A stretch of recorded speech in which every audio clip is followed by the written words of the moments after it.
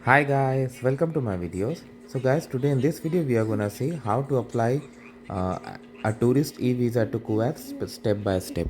Before I proceed further, if you have not already subscribed to my channel, please go and subscribe right now.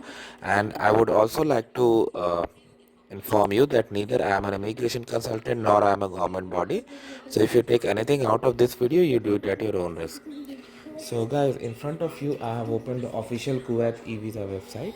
So here we have the link. If you scroll down, first of all, this is not applicable to all the countries, okay? And only the following nationalities, as you can see in this table, are allowed to use this facility. Of course, e-visas are becoming popular around the world, but your nationality should be eligible, then only it's possible. All right. So after you are through this and you know, and moreover, there are more eligibility too, like if you are a GCC resident, okay, you can go through this criteria. And they have also informed the steps that you'll be informed via email,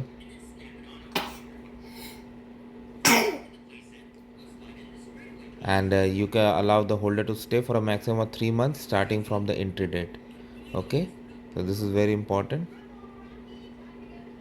And a tourist visa is valid to enter Kuwait state within a month from its issuance for a single entry. So this is a single entry visa. Okay, visa fee is 3 Kuwaiti dinar. Okay, and you can pay by credit card. All right.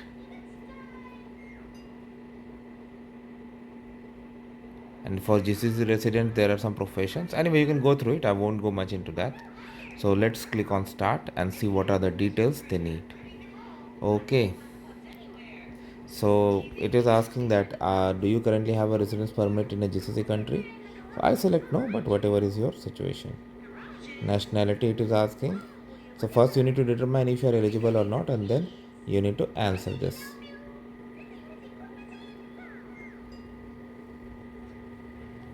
Passport type, I select normal.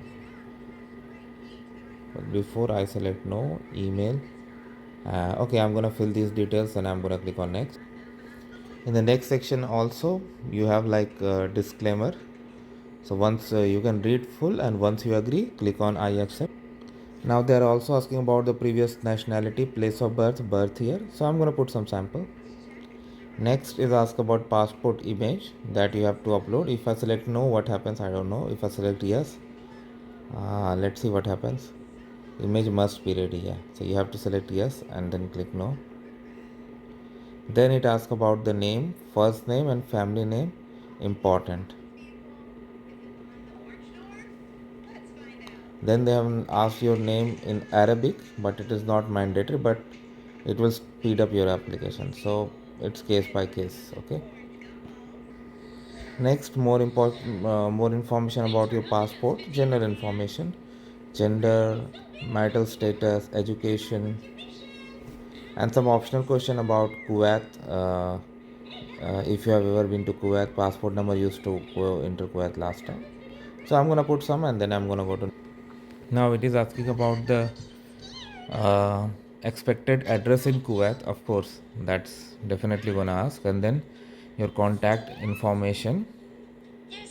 See, they have local Kuwaiti mobile number also. So let's fill this up. So now it is asking for the credit card number, and they have written that MOI Kuwait will not use credit card number for will use for verification only and will not apply any charges. Of course, not at this step, but later on, because we saw the fees earlier, and then you should have your documents ready as well to upload. So here I am stopping, but you got the information about the process, cost, eligibility, and all other things. So thanks for watching this video, guys. Please subscribe to the channel. Thank you.